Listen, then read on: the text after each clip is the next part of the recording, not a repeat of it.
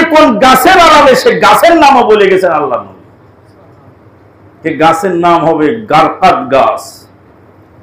আল্লাহ নবী সাল্লাল্লাহু আলাইহি ওয়াসাল্লাম বলেন, ইহুদিদেরকে যখন মায়ের শুরু হবে,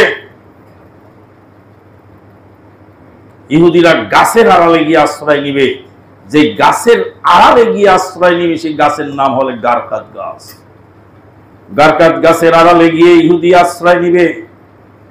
আল্লাহ নবীর ভবিষ্যৎবাণী, টুডে অর টুমরো, আমরা হায়াতে বেঁচে থাকলে দেখবো, না হলে মানুষ দেখবে। আল্লাহ নবীর হাদিস সত্য বলে প্রমাণিত হবে।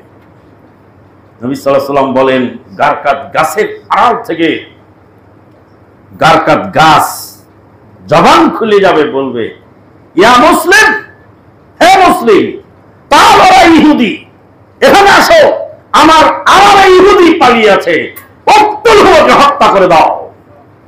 আল্লাহু আকবার, সুবহানাল্লাহ। আউযু বিল্লাহি মিনাশ শাইতানির রাজীম।